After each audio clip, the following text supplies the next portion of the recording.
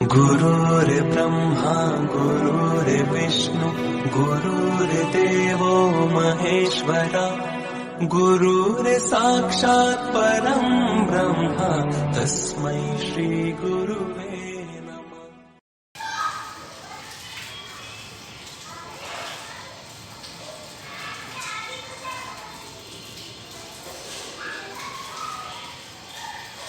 Good morning વિદ્યાર્થી મિત્રો, આજે આપણે 100 કરતાં વધારે પરમાણ્વિક ક્રમાંક ધરાવતા તત્વો છે એમનું નામકરણ છે શીખવું છે। 100 કરતાં વધારે પરમાણ્વિક ક્રમાંકવાળા તત્વોનું નામકરણ છે શીખીશું। એની અંદર ખાસ કરીને સૌપ્રથમ વૈજ્ઞાનિકો તત્વોનું નામ પરંપરાગત પદ્ધતિ અનુસાર આપતા।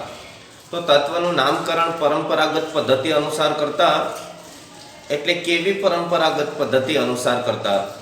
તો કે સૌપ્રથમ શોધકના નામને આધારે એ તત્વનું નામકરણ છે કરવામાં આવતું હતું।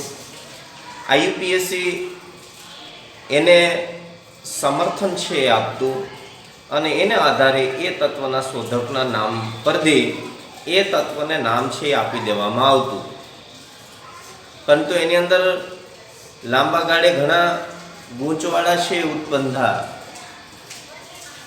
વળી કેટલાક તત્વો એવા હતા કે જે અનસ્ટેબલ હતા, અસ્થાયી હતા। અસ્થાયી તત્વો છે એ હોવાને કારણે એની માત્રા છે ખૂબ જ ઓછી મળતી હતી। ક્યારેક તો માત્ર પરમાણુઓ છે એ જ મળતા હતા અને આવા તત્વો જે છે એ ઊંચો પરમાણ્વિક ક્રમાંક ધરાવે છે। તો આવા ઊંચા પરમાણ્વિક ક્રમાંક ધરાવતા અસ્થાયી તત્વો છે એના સંશ્લેષણ માટે અને એની લાક્ષણિકતા છે એને તપાસવા માટે આધુનિક પ્રયોગશાળા અને આધુનિક સાધનો છે એની જરૂરિયાત છે ઊભી થાય। તો વિશ્વની અંદર કેટલીક પ્રયોગશાળા એવી છે કે જે આવા તત્વ જે છે એની શોધ કરવાના સમર્થનમાં અથવા તો શોધ કરવાની જે લાલચા છે એના અનુસંધાનમાં એ તત્વો છે એની શોધ માટેનું વિચારે છે। ખાસ કરીને હમણાં આપણે વાત કરીએ એ પ્રમાણે કે શોધક છે એના નામને આધારે જે તે તત્વ છે એનું નામકરણ છે કરી દેવામાં આવતું હતું અને આઈયુપીએસસી એને સમર્થન છે આપતું હતું। તો એવા સંજોગોની અંદર તત્વ છે એ વહેલાસર શોધવાની લાલચમાં એના સંપૂર્ણ ગુણધર્મો છે એની તપાસ કર્યા વગર તત્વ છે એના બધા જ ગુણધર્મો છે એનું સચોટ નોલેજ છે મેળવ્યા સિવાય એ તત્વ છે એની શોધ કરવાનો દાવો છે કરવામાં આવતો। દાખલા તરીકે 104 પરમાણ્વિક ક્રમાંક વાળું તત્વ છે એને વિચાર કરીએ। 104 પરમાણ્વિક ક્રમાંક,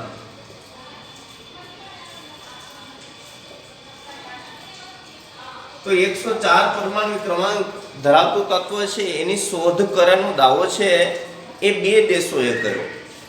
અમેરિકાએ એવો દાવો કર્યો કે એણે 104 પરમાણ્વિક ક્રમાંક ધરાવતું તત્વ છે એની શોધ કરી છે। એ ઉપરાંત રશિયા, સોવિયત દેશ, તો રશિયાએ 104 પરમાણ્વિક ક્રમાંક ધરાવતું તત્વ છે એની શોધ કરવાનો દાવો કર્યો। તો બે દેશ, એક અમેરિકા અને બીજું સોવિયત દેશ એટલે કે રશિયા, આ બંને દેશોએ 104 પરમાણ્વિક ક્રમાંક ધરાવતું તત્વ છે એની શોધ કરવાનો દાવો છે કર્યો। અમેરિકાએ એને રુથરફોર્ડિયમ નામ આપ્યું। રુથરફોર્ડિયમ,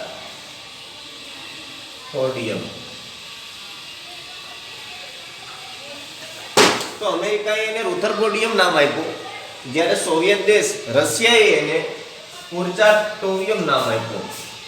કુર્ચાટોવિયમ।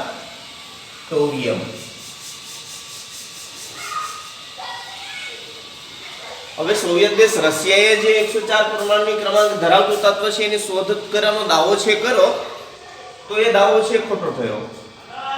એટલે શું થયું?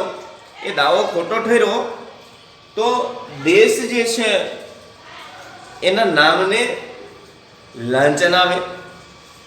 કોઈ વૈજ્ઞાનિકનું નામ આપ્યું હોય અને એ તત્વ છે એની શોધ પાછળથી ખોટી ઠરે તો વૈજ્ઞાનિકે એટલું બધું વિજ્ઞાનની અંદર કામ કર્યું હોય તો એના નામ છે એ બદનામ થાય. એવું ન થાય એટલા માટે IUPACએ દરેક દેશનો પ્રતિનિધિ કે એ દરેક દેશનો પ્રતિનિધિ એ નામને સમર્થન આપે અને એ પછી સ્થાયી રૂપથી એ તત્વ છે એનું નામકરણ છે કરી દેવામાં આવતું. તો ખાસ કરીને આવું વધુ પરમાણુ ક્રમાંક ધરાવતા તત્વો એટલે કે 100 કરતાં વધારે પરમાણુ ક્રમાંક ધરાવતા તત્વો માટે 0 અને 1 થી 9 એ શબ્દોવાળી સંજ્ઞા છે એ આપવામાં આવી. તો 0 તથા 1 થી 9 આ અંકો જે છે એનો ઉપયોગ કરી અને તત્વ છે એના પરમાણુ ક્રમાંકને આધારે અંકના ક્રમ અનુસાર સંખ્યાદર્શક શબ્દ છે એ મૂકી અને પાછળ EM પ્રત્યય છે જોડી અને એનું IUPAC નામ છે કરવામાં આવતું. તો IUPAC નામ કરીએ ત્યારે તત્વનો પરમાણુ ક્રમાંક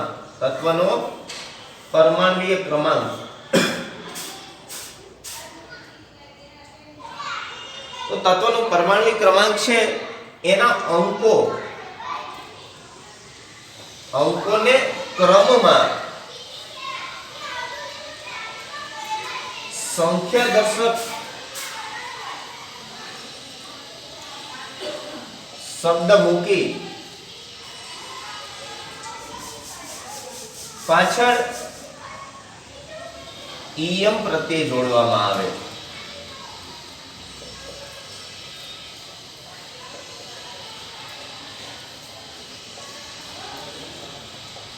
જીરો અને 1 થી 9 અંકોને સંખ્યાદર્શક શબ્દ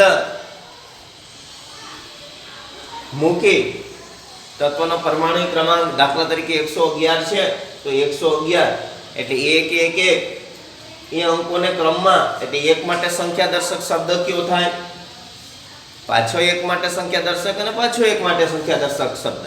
એ સંખ્યાદર્શક શબ્દ છે એ મૂકી અને પાછળ EM પ્રત્યય છે જોડવામાં આવે અને આવું કરી જે તે તત્વના પરમાણુ ક્રમાંક અનુસાર એ તત્વને અસ્થાયી નામ છે આપવામાં આવે અને એને 3 અક્ષરો વાળી સંજ્ઞા છે આપવામાં આવે. સૌપ્રથમ અસ્થાયી નામ આપવામાં આવે અને એને 3 અક્ષરો વાળી સંજ્ઞા છે આપવામાં આવે.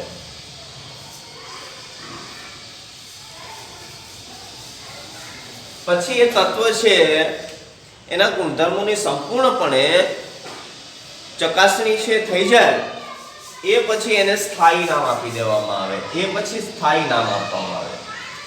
સ્થાયી નામ કેવું આપવામાં આવે તો કે કોઈ દેશના નામ ઉપરથી એ તત્વનું નામ આપવામાં આવે અથવા તો જે તે દેશના રાજ્યને આધારે એનું નામ છે એ આપવામાં આવે અથવા તો જે તે દેશ છે એના મહાન વૈજ્ઞાનિકને બિરદાવવા માટે એ વૈજ્ઞાનિકનું નામ છે એ તત્વના નામ તરીકે દર્શાવવામાં આવે જેથી કરીને વૈજ્ઞાનિકોના કાર્યને બિરદાવી શકાય.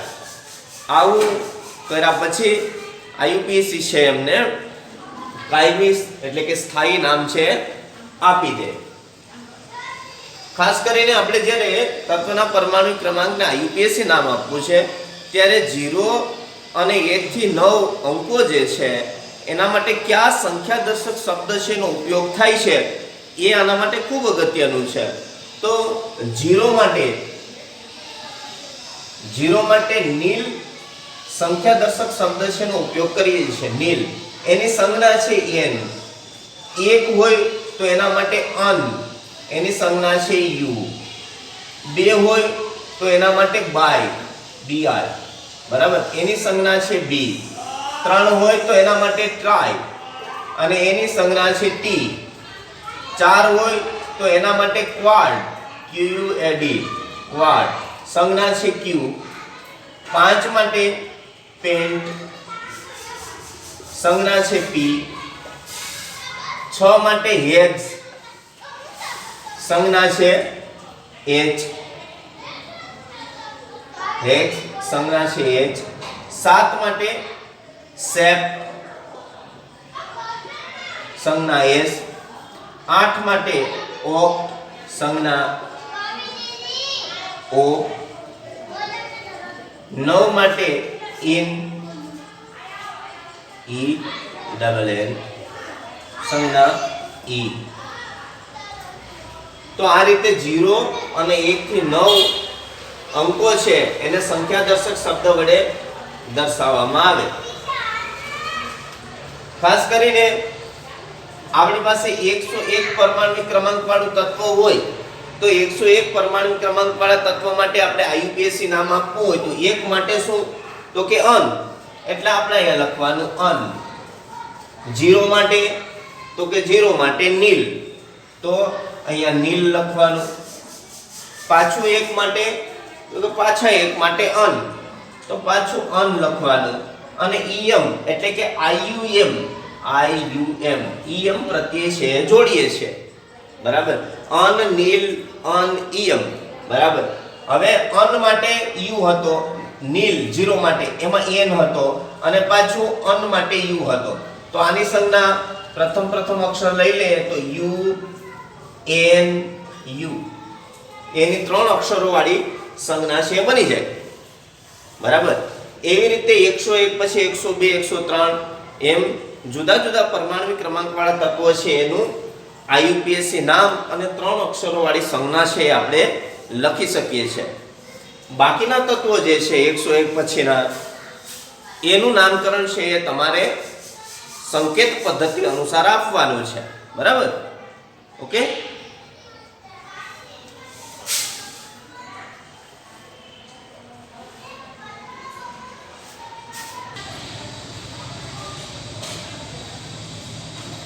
વિદ્યાર્થી મિત્રો, એક અગત્યની વાત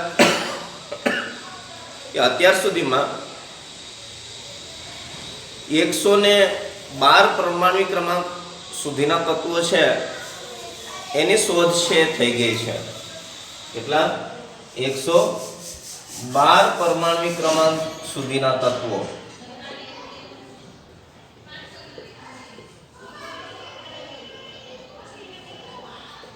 એમની શોધ થઈ ગઈ છે.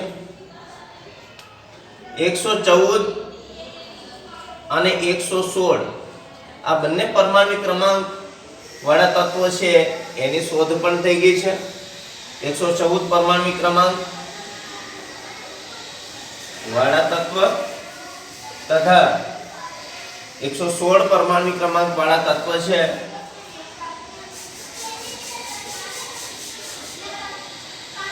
ની શોધ થયેલ છે. ખાસ કરીને 113 પરમાણુ ક્રમાંક 113, 115, 117 અને 118 પરમાણુ ક્રમાંક વાળા તત્વોની શોધ કરવાની બાકી છે. આવડા તત્વો છે એની શોધ છે અત્યાર સુધીમાં થઈ ગઈ છે. ઓકે, બાકીનું આપણે નેક્સ્ટ લેક્ચરની અંદર જોઈશું.